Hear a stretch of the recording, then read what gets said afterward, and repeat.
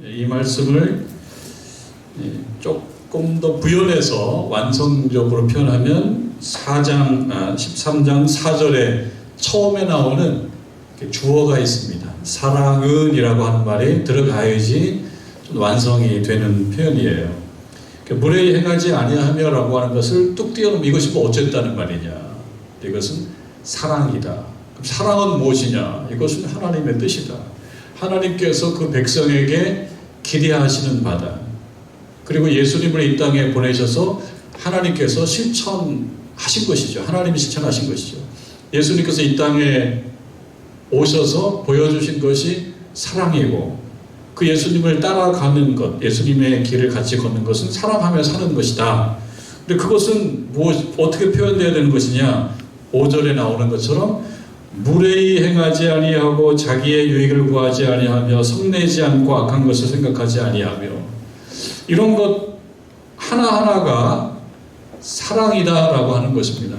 그래서 5절만 뚝 떼내면은 좋은 말 같은데 이것이 뭐라는 말이냐? 이것은 사랑이라고 하는 것이다. 하나님께서 우리들에게 사랑하라고 명령하신다 그러면 이 말은 5절처럼 구체적 행동으로 표현되어야 되는 것이다. 무례히 행하지 아니한다. 이것은 곧 사랑하는 것이다. 이런 것이죠. 여러분, 신자의 길은 무엇인가 한번 생각을 해봅니다. 신자로 살아간다는 것은 무엇인가? 하나님을 믿는 백성의 길을 걷는다라고 하는 거고, 하나님의 자녀로서 계속 성장해가고 성숙해간다라고 하는 것일 것입니다. 그래서 그걸 다른 말로 얘기하면 한편으로는 깎아내고 한편으로는 다듬어서 뭔가를 좀 붙이기도 하고, 그러면서 좀 더 온전한 모습으로 만들어져 가는 것, 이것은 달리 표현하면 성장하는 것이고 성숙한 것이다. 그래서 신자의 길을 우리가 걷는다라고 하는 것은요, 깎아지고 다듬어져 가면서 하나님께서 원하시는 그러한 어떤 모습으로 만들어져 가는 거다. 신앙생활은 그런 것이다. 근데 깎고 다듬는 그러한 일을 달리 표현했을 때 사랑하는 존재가 되는 것이다. 근데 사랑한다라고 하는 것은 이게 추상명사하고 추상적 표현이기 때문에 구체적으로 표현해야 되는데, 구체적으로 표현하는 것이 무례히 행치 아니하는 것이다. 그런 것입니다. 이게 여러 가지가 나오고 있어요. 사랑은 오래 참는 것. 벌써 오래 참고 온유하고 시기하지 않고 자랑하지 않고 교만하지 않고, 벌써 5가지를 이야기했고요. 6번째 나오는 것은요, 무례히 행하지 않는 것. 이거 우리 필요하죠. 살면서 그것은 꼭 기독교의 어떤 가르침만인 것은 아니에요. 우리가 살아가면서도 많이 듣습니다. 신문에서도 보고 잡지에서도 보고 어떤 칼럼에서도 보고 강연에서도 보고, 무례하지 않아야 된다. 여기에 누가 반대하겠습니까? 근데 이 무례히 행치 않는 것, 무례히 행하지 아니한다라고 하는 것은 이 사회에서 얘기하는 것뿐만 아니고 하나님께서 이미 말씀해 주신, 하나님의 종을 통해서 이미 말씀해 주신 무례히 행하지 않아야 된다. 이것은 세상적 가르침으로 이렇게 제껴놓을 그런 윤리가 아니라고 하는 거예요. 무례히 행하지 않는다라고 하는 것은 매우 거룩한 거라는 거예요. 하나님께서 원하신다라고 하는 거예요. 그저 뭐 좋은 사람 되는 거, 좋은 학생 되는 거, 좋은 사회인 되는 것으로 끝나는 것이 아니고, 좋은 신자 되는 그 길에도 무례히 행하지 아니어야 된다. 그럼 무례히 행하지 않으려고 그러면은 깎아낼 게 있어야 되고요. 또 이렇게 부연할 것도 있어야 됩니다. 신앙생활은 일반적으로 생각해 봤을 때 신앙생활은 무엇이냐? 일반적이고 구체적으로 얘기해 보면요, 예식과 예전에 참여하는 것을 말하기도 합니다. 예식과 예전, 대표적으로는요, 예배생활 잘하는 거예요. 예배생활 잘할 때 우리가 믿음생활 한다라고 얘기하고 신앙이 좋다라고 얘기를 할 수 있지만 그것으로 충분하지는 않아요. 그리고 예식과 예전에는 예배에 참석해서 예배 안에 있는 우리가 성만찬, 성찬에 참여하고 또 우리 세례는 받았습니다만 지속적으로 성찬에 참여하면서 우리들을 좀 더 겸허하게 어떤 만들어가는 것, 그런 예배, 예식, 예전에 참여하는 것이 한편으로는 신앙생활이라고 볼 수 있습니다. 좀 거룩하고 영적인 거죠. 예배생활, 기도생활, 그 다음에 거룩한 예식에 참여하는 것, 이것이 필요합니다. 해야 되는 겁니다. 그러나 또 한편으로는요, 신앙생활이라고 하면은 생활이잖아요. 구체적인 삶의 현장에서 실천해야 되는 여러 덕목들, 그 덕목들을 내가 실제로 실천하는 것, 그것도 신앙생활인 거예요. 그러니까 무례히 행하지 않는다라고 하는 것은 예배 속에서 이루어진다 이런 것은 아니지만, 실제로 살면서 우리가 살아가면서 실천해야 되는 이것도 거룩한 것이다. 이것도 신앙생활이다 라고 하는 것입니다. 어떤 한 분이 이렇게 얘기했어요. 자기가 고백하는 거예요. 얼마 전 상대방의 느닷없는 무례함에 쓸쓸해진 적이 있다. 무례함을 겪으면요, 이분은 이제 쓸쓸함이라고 표현했습니다만, 쓸쓸함과 어떤 좀 유사한 그런 여러 가지 표현으로 자기의 마음을 표현할 수 있습니다. 무례함을 경험하면 쓸쓸해지고 씁쓸해지고 그렇습니다. 무례함이 자신의 특권인 양 함부로 휘두르는 거친 언행에 황당함과 수치심과 분노가 알면서 속수무책으로 당했다. 이거 고백하는 거예요. 자기가 한 글을 썼는데 그 글에 이런 내용이 있어요. 황당함과 수치심과 분노가 이런데요. 무례함을 겪으니까 속수무책으로 당했대요. 그러면서 하는 얘기입니다. 무례한 사람은 상대방에 대한 존중이 없고 배려가 없고, 그리고 폭력적인 방식으로 말하고 행동하고 표출한다는 거예요. 이런 무례함을 경험하게 되면 이것이 순간적으로 형상화가 된다는 거예요. 관계를 나쁘게 하고, 이 무례함은. 그리고 마음의 거리를 멀게 하고, 그리고 이미지를 추락시키는 평판으로 작용하고. 그러니까 무례함을 범하는 사람은 평판이 되게 나빠지는 거예요. 그리고 무례함으로 관계가 불편해지고, 이 불편해진 관계는 이분의 표현에 의하면 손톱 밑에 가시처럼 계속 쓰리고, 그리고 고통스럽다는 거죠. 그러니까 무례함이라고 하는 것은 그 사람에 대한 평판이 나빠질 뿐만 아니라 이 무례함의 대상이 되는 사람에게도 큰 상처를 주고 황당함을 느끼게 하고 수치심을 느끼게 하고 분노를 느끼게 한다는 거예요. 그러니까 사랑한다라고 하는 것은, 우리가 누구를 사랑한다라고 하는 것은 황당함을 느끼지 않게 만들고 수치심을 느끼지 않게 만들고 분노를 느끼지 않게 만드는 거. 그래 하려면 어떻게 해야 되냐? 무례하지 말아야 된다는 거죠. 무례하게 행함으로써 이런 수치심, 황당함, 분노 이런 것이 막 느끼게 되면 이것이 뭐가 되냐면요, 한국인의 고유의 병 중에 유명한 병이 있죠. 화병이 된다는 거예요. 그래서 이 화병이라고 하는 것은요, 이렇게 얘기합니다. 타인으로부터 무시를 당하거나 무례함을 당할 때 오는 마음의 고통, 이것이 화병이래요. 이 화병은 이 마음에 있으면서 계속 그 사람을 불편하고 불쾌하고 또 위축시키고 이렇게 만드는 것 아닙니까? 근데 이것이 언제 많이 오느냐? 어떤 사람으로부터 무시를 당하거나 무례함을 경험하게 되면 화병이 생기게 되고, 화병이 생기게 되면 이것이 표현되면서 또 다른 사람을 아프게 만들고, 그러니까 우리가 사랑을 실천하지 못했을 때 오는 결과는 무엇이냐면 다른 사람은 화병 나게 합니다. 그럼 누군가 화병이 나게 되면 그 화병이 난 사람이 속해 있는 공동체는 또 역시 화병의 위험에 노출되어 있다라고 하는 것입니다. 사랑이라고 하는 걸 이렇게 많이 설명하고 있지 않습니까? 그러니까 하나님께서 백성들에게 사도 바울을 통해서 사랑해라.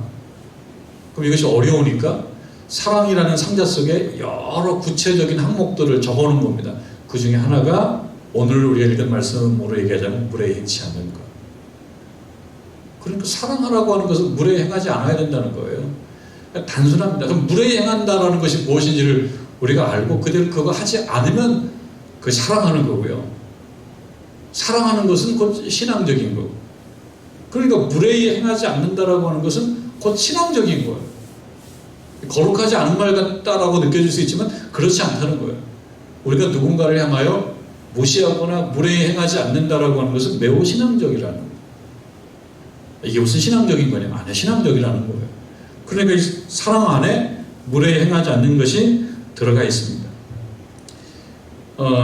예이츠라고 하는 시인이 쓴 시 중에 그 옛 친구들이라는 시가 있어요. 소개해드리면 이렇습니다.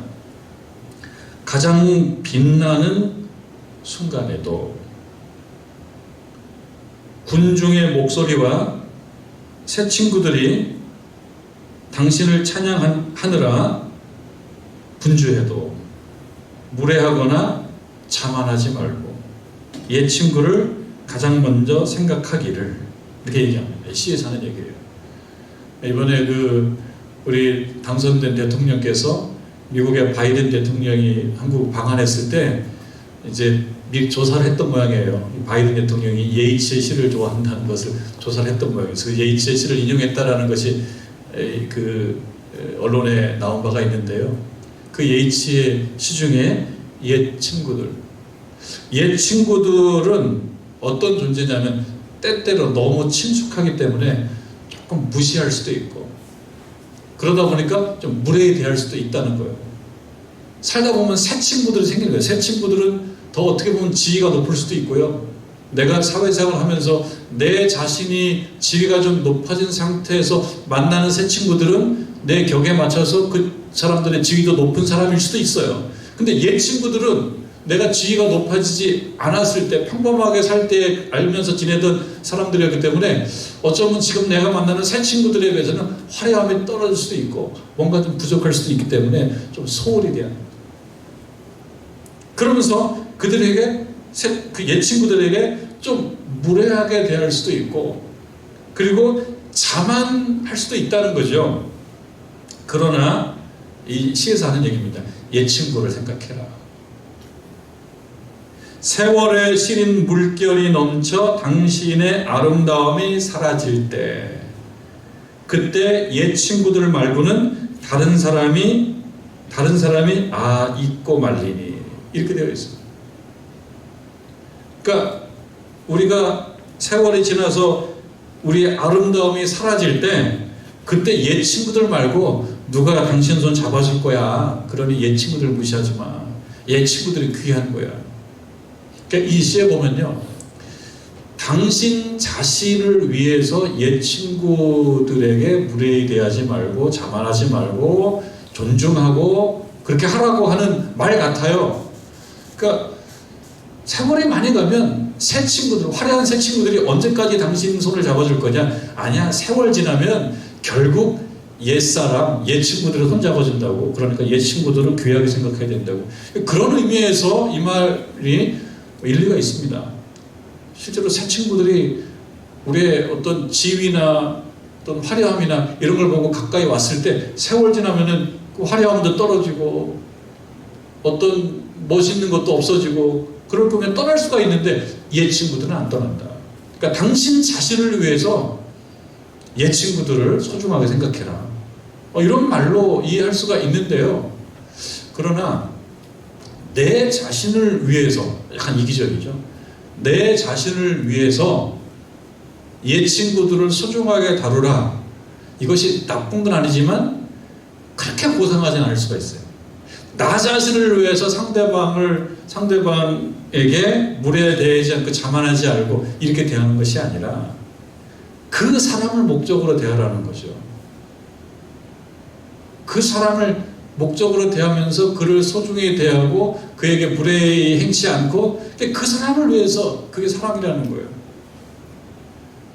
나중 되면 다 떠나고 결국 옛 친구만 남으니까 그때를 생각해야지 지혜로운 거야. 그 말이 틀리다고는 볼 수 없지만, 그러나 오늘 우리가 읽은 이 말씀은 그보다 한 단계 더 수준이 높습니다. 나 자신을 위해서가 아니라 그를 위해서. 예수님께서 이 땅에 오셔서 십자가를 지시고 또 많은 귀신 들린 사람들, 또 말 못하는 사람들, 귀 안 들리는 사람들에게 친절을 베풀면서 그들의 손을 잡아주고 그들을 치료해주고 했던 것이 세월이 많이 지난 다음에 예수님이 외로워졌을 때 나를 내 손 잡아줘, 그런 의도 갖고 한 것이 아니라는 거죠. 세월이 많이 지난 다음에 내가 친절을 베풀고 무례히 행치 않았던 그 사람들이 다 내 편이 돼서 나에게 한 편을 찍어주기를 바라는 마음으로 예수님께서 그렇게 하지 않으셨고, 무엇이었을까? 그냥 그 사람을 존중해서, 그냥 그 사람을 생각해서 그에게 친절을 베풀고 그에게 무례히 행치 않고 그 손을 잡아주고 그 병을 낫게 해줬다라고 하는 것. 그러니 우리들도 가까운 사람, 친숙한 사람에 대해서 비록 그 사람이 지금 다른 화려함은 없다고 하더라도 잘 대해주고 무례히 행치 않고 자만하지 않고 대해줘야 된다, 이렇게 받아들이면 좋겠다는 것입니다. 그래서 이 예치의 시에서 우리가 한 가지 생각해 봐야 될 것은, 옛 친구들이 누구냐, 옛날 친구들이 누구냐, 그건 바로 친숙한 사람들이에요. 가장 친숙한 사람들은 누굽니까? 가족들이에요. 가족은 너무나 친숙하기 때문에 다른 사람에 대해서는 예의 바르게 얘기하는데요, 가족은 친숙하니까 그렇게 조심하지 않는다고. 예의 바르게 말 안 할 수도 있어요. 가족뿐입니까? 우리 교회 공동체 안에 있는 사람들도 많이 알면 많이 할수록 툭툭 얘기할 수도 있어요. 근데 무례해질 수가 있습니다. 가까운 사람일수록 좀 무례해질 수가 있다. 그러니 무례히 행하지 않고 나가야 된다 라고 하는 겁니다. 또 한 가지 생각해 보는 것은요, 무례히 행한다라고 하는 것은요, 무례히 행해도 된다라고 하는 마음이 있을 때 무례히 행합니다. 그럼 언제 무례히 행해도 된다는 마음을 갖겠습니까? 내가 무례히 행할 그 대상, 그 상대가 지체가 높아요, 힘이 있어요, 영향력이 있어요. 그럼 무례히 행하지 않습니다. 사람들 다 계산합니다. 좀 정치적으로도 생각하고요, 오늘날 정치공학적으로 다 계산해요. 그러니까 영향력이 있고 강하고 뭔가 좀 힘이 있고 그러면 그 앞에서 함부로 무례히 행하지 않아요. 내가 무례히 행해도 나에게 뭐 큰 문제 없어라고 생각이 들 만큼 그렇게 영향력에 대해서 높지 않을 때 무례히 행합니다.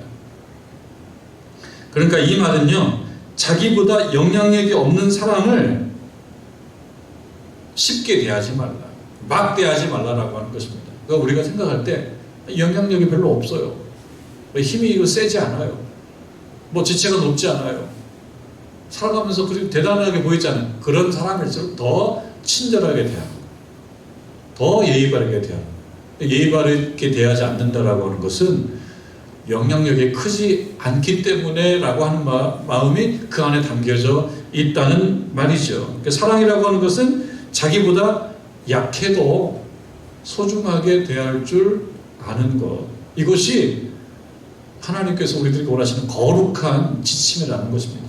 아니 뭐 무례히 행치 않고 좀 예의 바르게 대한 것이 그게 신앙력입니까? 그냥 세상에서도 가르치는 거죠.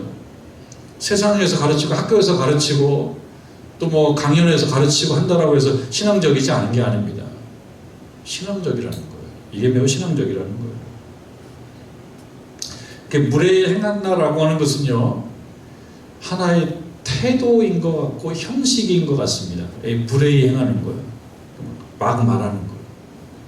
막 대하는 거예요. 하나의 형식이고 표현이고 태도인 것만 같은데 사실은 그렇지 않다는 거예요. 태도이고 형식이고 표현이 그렇게 되려고 그러면 그 마음에 그런 생각이 있을 때 그게 툭탁 나와요. 그러니까 무례히 행치 않으려면 그 마음이 겸허해지고 그 마음이 겸손해져야지만이 그게 가능하지, 내 마음속에 겸손이 없고 내 마음속에 사랑이 없고 내 마음속에 그것이 없으면 툭툭 나와요. 그냥 이런 말 있지 않습니까? 아이 사실은 속마음은 그렇지 않아. 이 말에 속으면 안 돼. 속마음은 그렇지 않은데 겉으로는 막 무례히 대한다? 꼭 맞지 않는다는 거예요. 그러니까 우리 이제 그런 말 합니다. 다 너 잘 데려가는 거야 이 녀석아. 이게 무슨 얘기예요? 막 혼내고 막 큰 소리 치고 꾸짖고 이 정신 차리고 그러면서 마지막에 하는 말, 다 너 잘 되라고 하니까 너 잘 되라고. 알아? 이렇게 얘기하면서 내 마음은 네가 잘 되라고 생각한 그 바람, 내 마음은 네가 잘 되기를 바라는 거야. 이 마음이 얼마나 귀하냐. 근데 내 마음 속에 네가 잘 되기를 바라기 때문에 내가 무례하게 대하는 것을 합리화시키는 면이 있단 말이에요, 우리들 가운데. 그런데 그러지 말라는 거예요. 실제로 마음속에 정말 잘 되기를 바란다 그러면 태도나 형식이나 표현도 그렇게 예의 없고 무례해지면 안 된다라고 하는 말이 그 안에 담겨져 있습니다. 그래서 여기 이 말씀 사랑이라고 하는 것은요, 무례히 행하는 것이 아니라고 했을 때 이건 단순히 어떤 태도의 면에 있어서 공손하게 보여라 이것으로 끝나지 않고, 그 태도가 공손하게 보이려고 그러면 내 마음속에 상대에 대한 존중, 예의, 친절, 이 내 마음속에 그것이 있을 때 그게 가능한 거지. 그렇지 않으면 툭툭 나옵니다. 내 마음은 그렇지 않아. 이 말에 속으면 안 된다는 거예요. 우리가 살면서 내 마음은 사랑하는 마음이 가득 차 있는데 사랑하는 방법을 잘 몰라서 이렇게 툭툭 나오는 것 뿐이야. 이렇게 얘기하지 말라는 거예요. 사랑하는 마음이 있다 그러면 그 툭툭 치고 무례히 대하고 이렇게 하지 말라라고 하는 것입니다. 자, 그 다음에 한 가지 또 있습니다. 사랑은 무례히 행하지 아니하는 것이에요. 또 그 다음에 뭐가 나옵니까? 사랑은 자기의 유익을 구하지 아니한다. 이렇게 나옵니다. 사랑은 자기의 유익.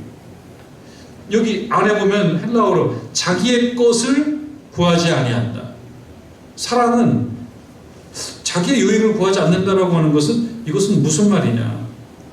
사람들은 본능적으로 자기 생각합니다. 자존심이라고 하는 것, 혹은 자존감, 조금 비슷하기도 하면서 다른 건데요. 자존심이라고 하는 말은 누가 나를 무시했을 때 드는 거예요. 누가 나보다도 나쁘게 얘기했을 때 드는 생각이에요. 그 사람들은 자기를 누군가 이렇게 공격하거나 자기를 낮게 여기거나 그랬을 때 마음이 상해요. 사람들은 본능적으로 자기를 사랑합니다. 자기의 유익을 구하게 됩니다. 근데 여러분, 자기 유익을 구하는 것이 그 자체가 나쁜 건 아니죠. 자기 유익을 구하는 것 자체가 나쁜 건 아닙니다. 우리가 욕심이라는 말을 쓰는데, 욕심이라는 말을 만약에 어떤 것을 추구하는 마음이라고 본다 그러면 그 욕심이 나쁜 건 아니잖아요. 욕심은 뭔가를 내가 이렇게 소유하고 싶은 거고, 뭔가 내가 얻고 싶은 마음이고, 가지고 싶은 마음이고, 욕심인데, 우리가 어떤 정말 꼭 가지고 싶어야 하는 것들을 가지고 싶어 하면은 그건 바람직한 아닙니까? 욕심이 꼭 나쁜 건 아니에요. 그러나 내가 무엇을 추구하는 그 마음이 나에게만 유익해, 나에게만 도움이 되고, 나만 기뻐요. 그것은 바람직하지 않다.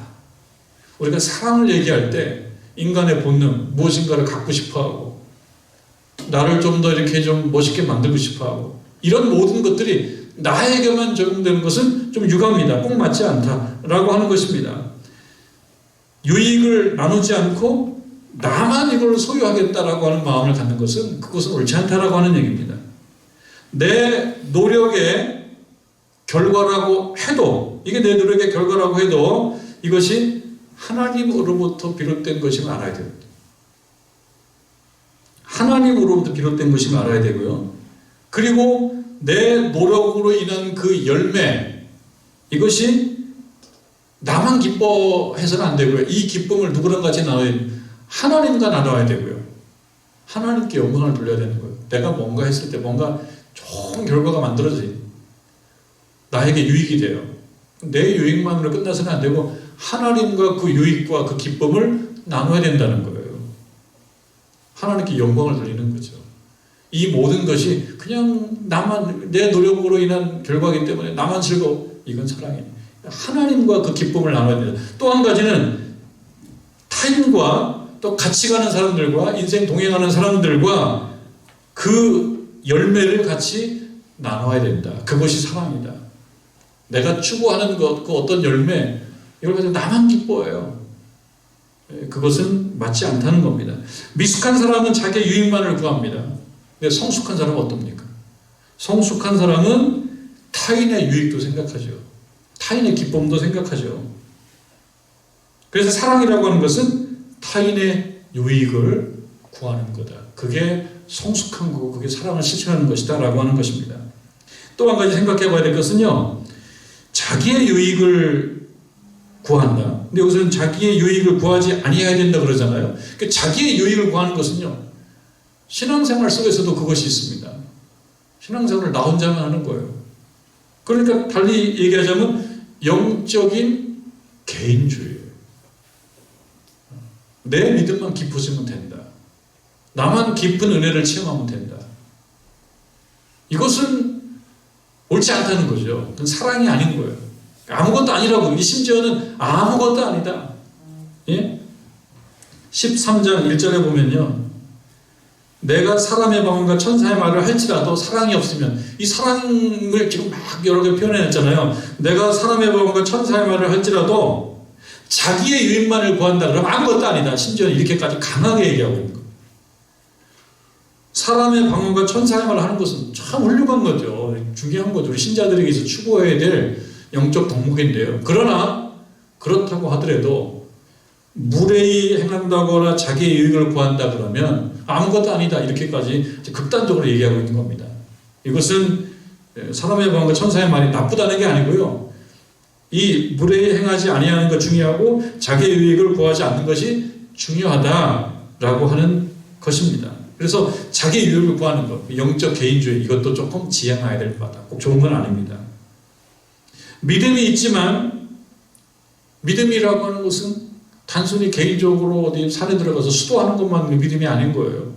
필요하죠. 우리가 혼자 고요하게 있는 시간, 정말 다른 사람들이 얘기할 때 뭐 수도한다.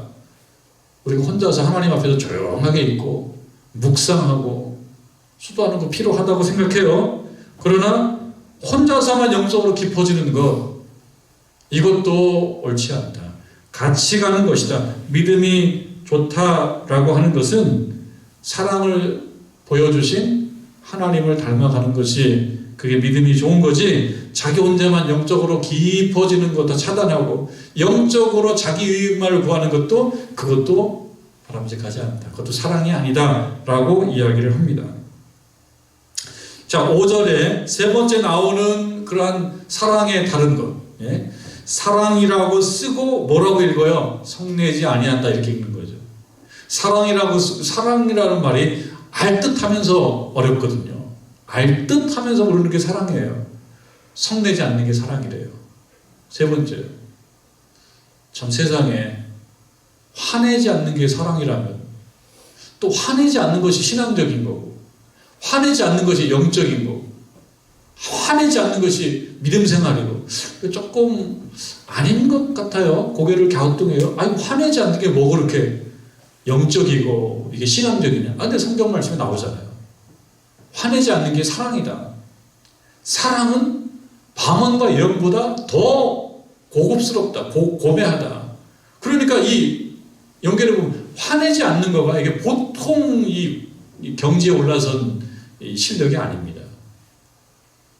신앙생활에 화내는 거하고 무슨 상관이 있냐? 기도 열심히 하고 예배 잘 드리고 거룩하게 보이고 그러면 믿음이 좋은 거지. 그게 아니라 화를 내지 않는 게, 그게 신앙이 높은 거라는 거예요.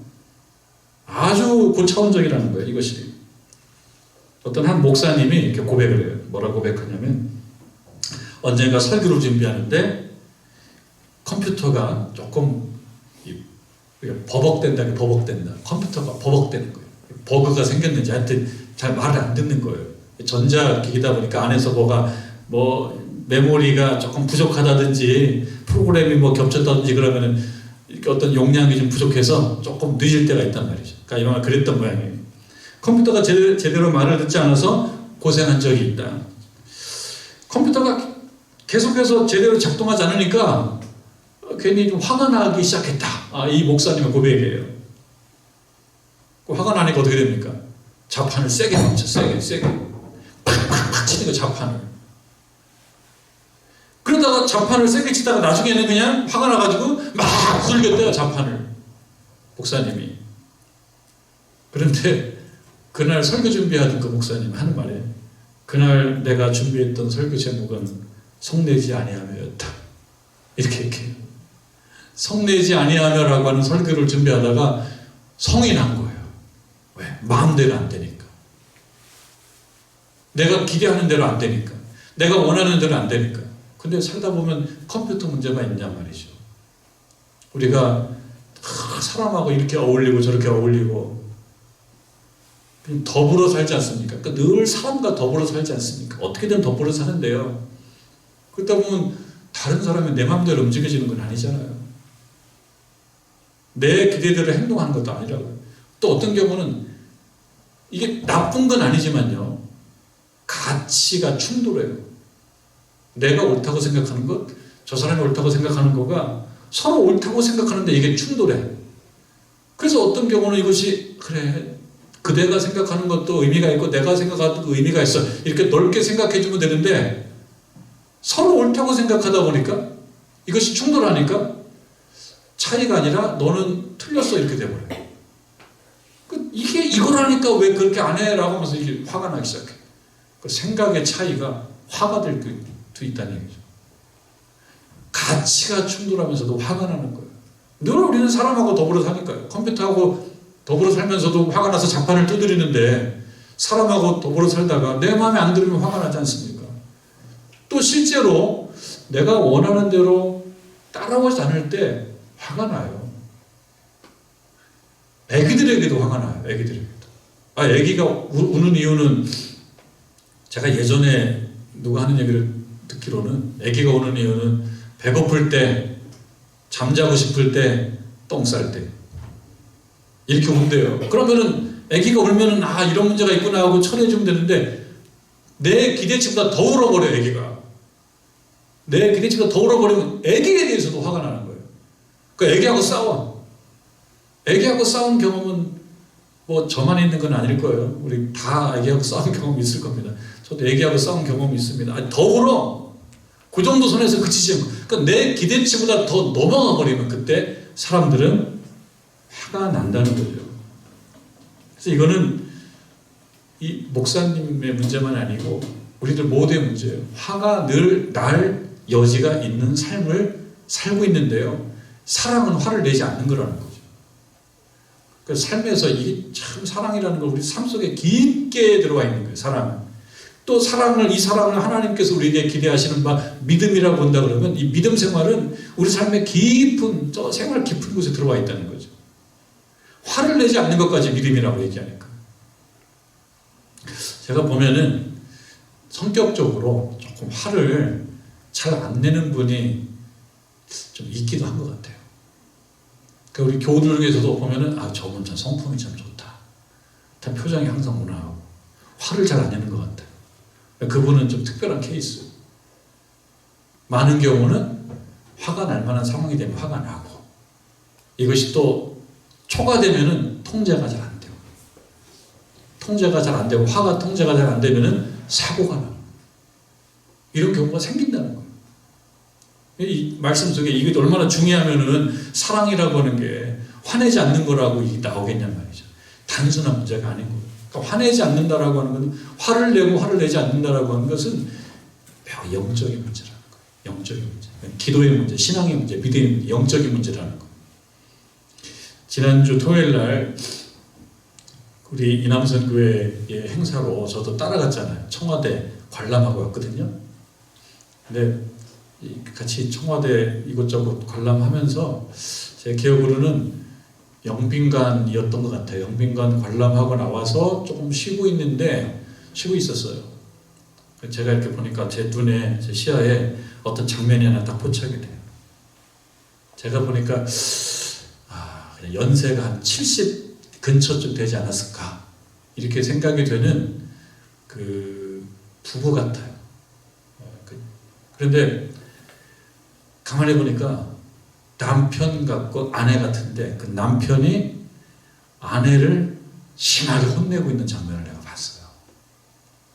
여러 사람이 모인데 얼마나 사람 많아요. 그날도 뭐 사람 되게 많았거든요. 근데 그 사이드 한 구석에서 아마 그 남편이 아내를 호출한 것 같아요. 당신이 일로 와봐 한 것 같아요. 그 제가 들었던 말은 거기서 얘기를 멀리 있지 않아서 하는 얘기를 들었는데 여자가 말이야 이 말을 제가 들었어요. 우리 집에서는 상상도 못하는 표현이에요. 그랬다가는 내가 힘들어져. 근데 그분은 내가 보니까 한두 번 한 솜씨가 아닌 것 같아요. 근데 그 아내가 기가 팍 죽어 있어요. 그 많은 자리에 기가 팍 죽어. 남편은 화가 난 거예요. 뭐 때문에 화가 났을까 제가 나름대로 생각해 보니까 이 많은 사람들 틈에 지금 잊어버릴 수 있는데 당신 나 따라와야지 말이야. 혼자서 막 아마 그것이 아니었을까 내 생각에. 그러니까 이 남편이 화가 난 거예요. 화가 나서 거기서 기를 죽이 그것이 내 조금 마음이 안쓰러웠어요. 그 보니까 이 남성은 아직도 힘이 세, 힘이 살아 있어요. 힘이 많고 이 아내는 기가 팍 죽어 있어요. 무슨 이 관광지까지 와가지고 큰 잘못을 했을까? 뭐 대단한 잘못을 한 것 같지 않은데 화가 난 거예요. 화를 내서 화를 막 내는 거예요. 그렇게 되니까 사람이 위축이 돼요. 그러면 그 안에 그 화가 표현이 돼서 이 사람 화로 이 사람이 화가 되는 거죠. 그러니까 이 화는요 부정적 에너지입니다. 화살이에요, 화살. 화를 쏘면 탁 맞고 이것이 아파요. 어디가 아파요? 마음이 되게 아파요. 마음이 되게 아프면 병이 난다는 거죠. 그래서 화를 막 내지 않아야 된다. 이것이 성경에 나오는 우리들에 대한 요청이란 말이죠. 그러면 어떻게 됩니까? 화가 날 때 어떻게 됩니까? 나름대로 생각 노하우가 있어야 돼요. 한 템포를 늦춘다. 한 템포. 5분쯤 생각해라. 이건 여러 사람들이 하는 얘기입니다. 그런데 그렇게 해도 안 된다. 그렇게 해도 안 될 때 있죠. 템포를 늦추고 이 화가 나. 화가 나면 뭐예요? 상대방이 마음에 안 들거나 밉거나 그때 화가 막 나요. 통제가 안 돼. 템포를 늦추는데 통제가 안 돼. 그래서 그 화를 막 내버리면 사고가 나죠. 그럼 어떻게 됩니까? 신앙적으로. 오늘 말씀에 화내지 아니하며 성내지 아니하며라는 말만 있지 어떻게 하면 화내지 않을 수 있다라고 하는 방법론은 안 나오죠. 그럼 이거 우리가 생각해내야죠. 여러분들께서 경험적으로 그래 화가 나는 거 성나는 거는 참 우리 삶에 비근한 일인데 그거 어떻게 하면 성내지 않을 수가 있느냐. 어떻게 하면은 화살 같은 아주 날카로운 공격을 안 할 수 있느냐. 의견을 하나씩 다 들어봐야 됩니다. 그런데 분명한 아주 확실한 방법 중에 하나는요. 사실은 성령 충만한 거예요. 성령 충만한 거예요. 그럼 성령 충만하다라는 건 다른 말로 얘기하면 하나님께 깊게 하나님을 경험하는 거예요. 구체적으로 얘기하면요. 기도하는 거예요. 기도의 자리에 나와 계세요. 여러분 하나님 앞에서 막 성질 나셨어요? 하나님 앞에서 막 성질내고 막 그렇게 됩니까? 처음엔 좀 그럴 수 있지만 하나님 앞에서 기도하다 보면 자연적으로 하나님이 그것을 눌러주십니다. 누른다라고 표현은 다 만져주세요. 그러니까 화가 나는 거 참 중요한 일인데 이건 살면서 참 중요한 문제인데 언제 해결될 수 있느냐? 하나님 앞에 나와서 이 모든 걸 내어놓고 주님의 도움을 바랄 때 주께서 우리들에게 성령으로 충만하게 만들어주시면서 이 문제를 해결해 주신다는 거죠. 그러니까 달리 표현하면 성내지 아니하며라고 하는 말은 달리 표현하면요. 성령 충만하며 사랑은 성령 충만하며 이렇게 되는 거죠. 사랑은 성령 충만하며 그럼 성령 충만하며라는 말도 조금 어렵다. 사랑은 기도하는 것이다. 이렇게 말할 수 있죠. 사랑은 성내지 아니하며 사랑은 기도하는 것이다. 이렇게 말할 수가 있다라고 하는 것입니다. 여러분 성낸다라고 하는 것은 단순한 것 같지만 사랑이라는 말과 결부될 만큼 현실 속에서 매우 중요한 우리들의 풍경인데 이것을 어떻게 제압할 수 있다고요? 기도할 때, 성령 충만할 때 하나님께서 다 만져주시고 수리해 주신다. 그러니 혼자 힘으로 되면 좋지만 혼자 힘으로 안 되는 분은요 하나님 앞에 그 사안을 가지고 나와야 된다. 그래서 만져주시면서 부드럽게 해주신다는 거죠. 자, 마지막 한 거, 5절 끝에 사랑은 악한 것을 생각하지 아니한다. 이 악한 것을 생각한다라고 하는 것은요, 조금 설명이 필요한데, 이것은 신자가 억울함을 당했을 때가 있어요. 내가 생각할 때 억울할 때가 있어요. 그렇지 않습니까? 살다 보면 내가 생각할 때 억울한 거예요. 그러면 미움이 생겨요. 미움이. 나를 억울하게 만들었어? 미움이 생겨요. 그 마음이 생기면 이것이 또 강한 부정적 공격 수단이 됩니다. 미움이 생기면은. 여기서 악한 것을 생각하지 아니한다. 내 남들은 정당한 거예요. 내가 이것을 생각하는데 정당한 거예요. 그러나 정당한 그 어떤 섭섭함, 부정적 생각, 달리 복수심 이런 게 생기면 그 다음에 이건 사고가 나요. 또 그럼 사랑 사건이 깨지는 거예요. 이것이 참 고난도 기술 같습니다. 그 신자가 살면서 억울함을 경험하거나 어떤 손해가 났다고 생각하거나 그런 좀 무시를 당했다고 생각하거나 했을 때 내 마음속에 드는 그 부정적 에너지, 그러면서 공격적 상황, 이것이 생기는 거, 이거를 통제하는 것은 참 고급 기술 같아요. 이것도 역시 뭡니까? 하나님께 나와야 돼요. 그래서 이 사랑은 악한 것을 생각하지 아니하며, 달리 얘기하면 사랑은 기도하는 것이다. 이것도 마찬가지예요. 사랑은 기도하는 것이다. 사랑은 예배드리는 것이다. 사랑은 성령 충만한 것이다. 베드로전서 4장 8절에 사랑은 허다한 죄를 덮느니라 그랬습니다. 그러니까 죄가 있어요. 죄가 있으니까 당신 틀려먹었다고 막 얘기하죠. 죄가 있으니까. 그 말이 맞는 것 같지만 그보다 더 고급한 윤리는 무엇이냐, 기독교 윤리는 무엇이냐. 사랑은 그 죄를 덮어주는 것이다. 우리는 사랑은 죄를 막 드러내야 된다고 생각하는지 모르지만 사랑은 덮어주는 것이다. 죄가 막 미워서 막 나쁜 생각이 들면은 이건 사랑이 아니다. 사랑이 아니라고 하는 건 신앙적이지 않다라는 것입니다. 우리가 죄인된 자들로서 우리 하나님께서 무엇입니까? 예수님이 이 땅에 보내주셔서 우리의 죄를 사해 주셨다. 그러니까 예수님의 사랑, 하나님의 사랑은 사죄의 사랑이에요. 죄를 사해 주신 사랑이에요. 우리들이 원하시는 것은 무엇이냐? 나쁜 생각 갖지 말고 사랑하는 마음, 그러니까 죄를 사해 주는 마음, 나쁜 생각, 복수하는 마음, 한 대 때려주고 싶은 마음, 이거 갖지 말고 하나님께서 우리들에게 그렇게 하셨듯이 우리들도 그 길을 따라가는 것, 그것이 바로 신자가 걸어야 될 매우 중요한 자세이다. 오늘 말씀, 5절 말씀을 한 4가지 생각해 봤는데요. 무례히 행치 않고 자기 유익을 묻지 않고 성내지 아니하고 악한 것을 생각하지 않는 것. 그냥 생활윤리 같은데 그 정도가 아니고 아주 중요한 영적 교훈이라고 하는 걸 다 생각하시고 실천하며 나아가시길 바라고, 잘 안 될 때는 반드시 기도의 자리에 나와서 하나님께 기도하면서 이 문제를 해결하고 나가시는 저와 여러분 되기를 주님의 이름으로 축원합니다.